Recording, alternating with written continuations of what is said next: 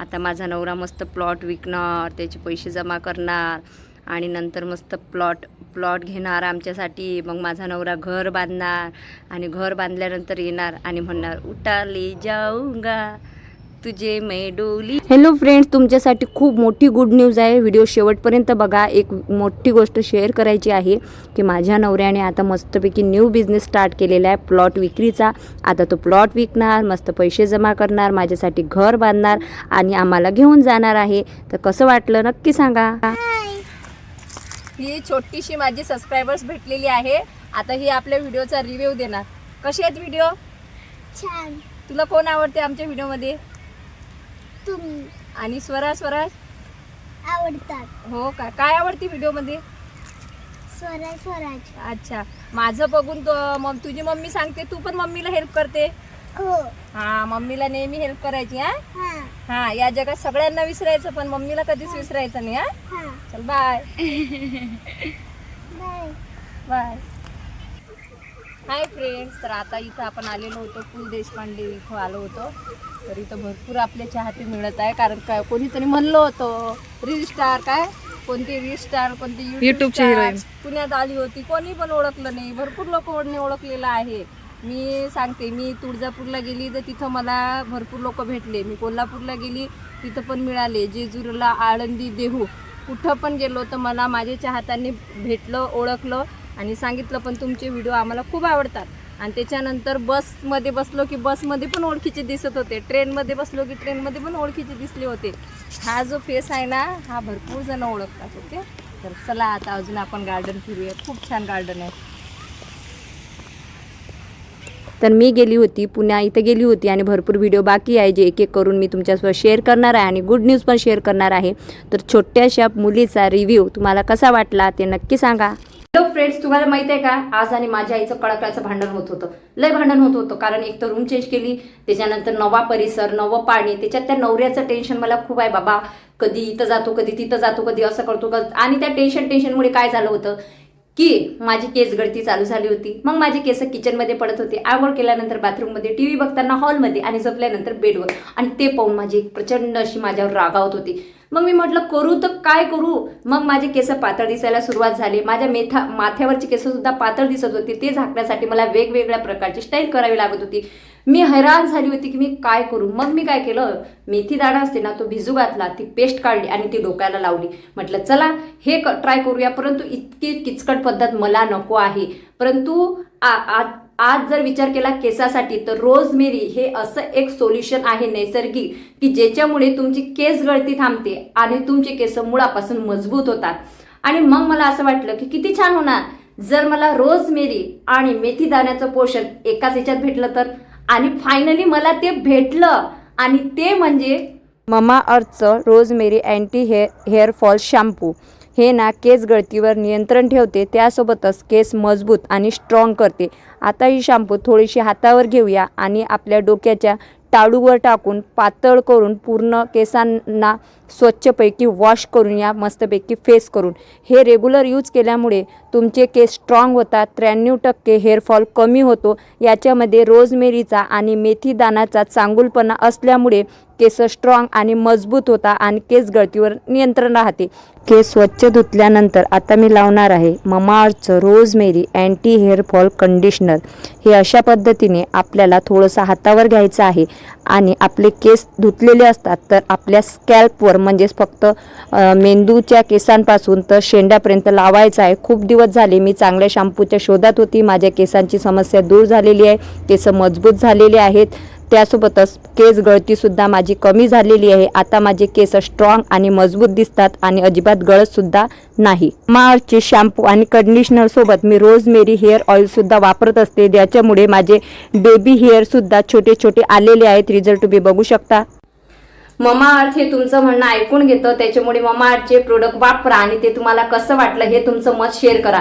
तुम्ही जे काही मत तिथं शेअर करताना त्याच्यावर ममाअर्थ विचार करतं, म्हणूनच त्यांनी ममाअर्थच्या ओनियन शॅम्पूमध्ये सुधारणा केलेली आहे. अजून काहीतरी नवीन ते आपल्यासाठी घेऊन येणार आहे.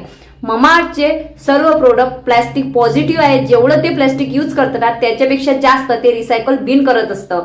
आणि हो, ममा अर्थ वरच्या प्रोडक्टवर तुम्हाला एक्स्ट्रा 20% डिस्काउंट पाहिजे असेल तर तुम्ही माझा कुपन कोड यूज करू शकता, जो आहे SS2025. हा अप्लिकेबल आहे, जो ममा अर्थ ॲप आणि वेबसाईटवरच लागू होणार आहे. ममा अर्थचे हे प्रोडक्ट अमेझॉन, फ्लिपकार्ट, नायका आणि पर्पलवर तर मिळतातच, त्यासोबतच जवळच्या स्टोअरवर सुद्धा अवेलेबल आहे. जेव्हा कधी तुम्हाला जवळच्या स्टोअरवर हे प्रोडक्ट दिसणार आहे तेव्हा मला कॉमेंट बॉक्समध्ये सांगायला मात्र विसरू नका. तर तुम्हाला हे प्रोडक्ट घ्यायचे असेल तर मी ह्या व्हिडिओच्या खाली डिस्क्रिप्शन बॉक्समध्ये लिंक टाकलेली आहे, तिथे जाऊन क्लिक करून तुम्ही खरेदी करू शकता. मग आता काही घाबरू नका, तुमचे केस मजबूतही होणार आहे आणि शायनिंग करणार आहे. रोजमेरी शॅम्पू सोबत आणि कंडिशनर सोबत नक्कीच खरेदी करा. तर तुम्हाला चला गुड न्यूज देऊनच देते सगळ्यात अगोदर. तर झालेलं असं की मी झोपलेली होती तर अगदी अचानक माझ्या नवऱ्याचे मेसेज, मला ना माझ्या नवऱ्याचे मेसेज आले की मला भरपूर आनंद होतो की चला आता तरी याने मला सॉरी म्हटलं असेल किंवा माफी मागितली असेल आणि काहीतरी बोलत असेल.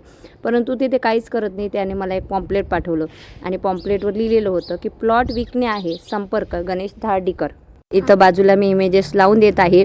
ते पाहून मला एक तर सगळ्यात अगोदर हसा आला, परंतु हसून काहीच फायदा नाही. कारण की कसं आहे, एखाद्या व्यक्ती जर काम करत आहे तर ते खूप चांगली गोष्ट आहे. तर हे पु ल देशपांडे हे गार्डन आहे, खूप छान असं गार्डन होतं. काही भरपूर महिला मला इथं भेटलेल्या आहेत आणि तो जर बिझनेस करत आहे तर खूप छान वाटलं मला की चला तो बिझनेस करत आहे. परंतु तो बिझनेस करून फायदा काय आहे ना तेच मला कळत नाही. कारण तो ना त्याच्या आईबाबांना पैसे देत, आता आई तर राहिलेलीच नाही आहे, तो ना त्याच्या बाबांना पैसे देत, तो ना मला पैसे देत. मला तर सोडावं, तो त्याच्या मुलांना पण पैसे देत नाही. की मुलगा आहे बाबा, मुलगी आहे, हिच्या मागं टेन्शन आहे. हां ठीक आहे ना, आधी मी माझ्या स्वतःच्या घरात होते, परंतु मी आता रेंटच्या घरात आहे. इतकी मी फिरली, त्याला दिसत होतं कारण तो मला फॉलो करतो इन्स्टाला वगैरे सर्व, परंतु तो काहीच करत नाही. आणि शेवटी मला त्याने तर माझ्या नवऱ्याची तुम्हाला गुड न्यूज मला द्यायची आहे मित्रांनो, यूट्यूब फॅमिलींनो. तुम्हाला माझ्या नवऱ्याची गुड न्यूज मला द्यायची आहे.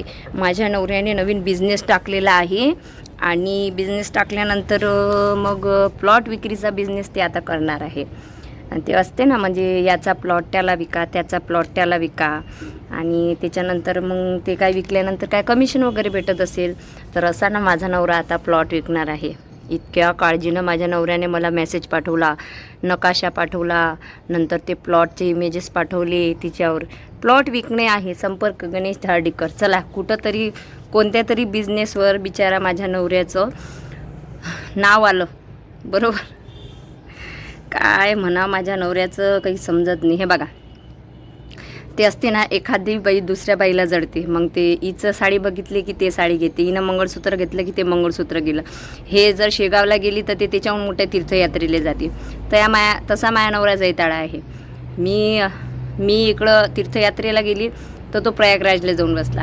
अरे पण मी माझी आई मुलांना घेऊन गेली, बरोबर. पण असो, मी जर कोणती 4 व्हीलरमध्ये बसून स्टेटस फोटो टाकला की तोही लगेच 4 व्हीलरचा स्टेटस फोटो वगैरे टाकते. आता मी म्हटलं मला बिझनेस टाकायचा आहे, तर त्यानेच माझ्या अगोदर बिझनेस लावून दिला प्लॉट विकायचा.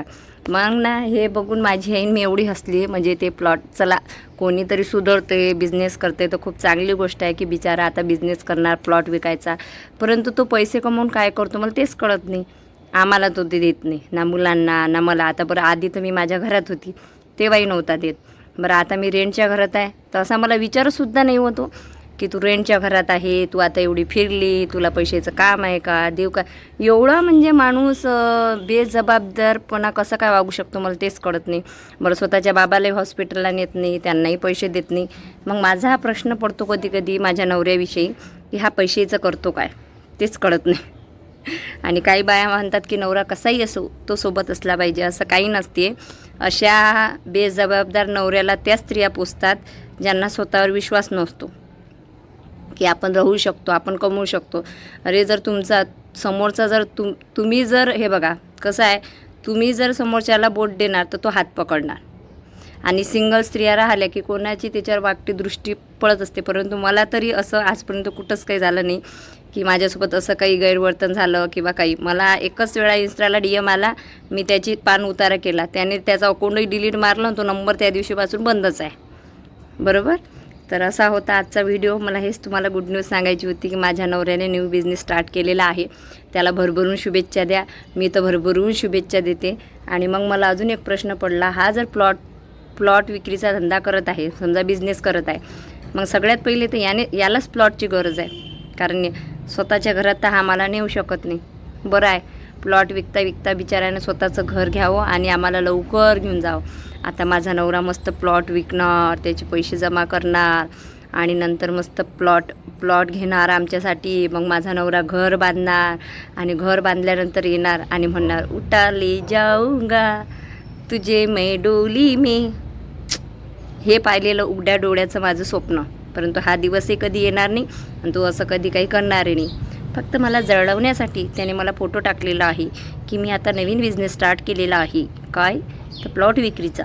तुला कसा वाटलं? त्याला असं वाटलं बाकीच्या मुली पैसे भारतात, जराशे पैसे दाखवले की येतात मागं मागं धावत, तशी मोहिनी हजारे पण येणार अशी कुत्र्यासारखी लाळ टाकत पैशासाठी. तर माझं तसं काही नाही बाबा, तुझ्याहून जास्त मी कमावते आणि एवढं तर मी कमावते की माझे 2 मुलं आणि माझ्या आईला मी आरामशीर छान लाईफ देत आहे. मला ना कोणासमोर हात पसरवायची वेळ येणार नाही, कारण माझ्या आईचा आणि स्वामींचा आशीर्वाद सदैव माझ्या पाठीशी आहे. तर चला, तुम्हाला कसा वाटला व्हिडिओ नक्की सांगा आणि पु ल देशपांडे गार्डन कसं वाटलं नक्की सांगा. भेटूया नेक्स्ट व्हिडिओमध्ये. कसं आहे, भरपूर क्लिप माझ्या बाकी होत्या म्हणून आता व्हिडिओ टाकून दिला. Okay, bye bye.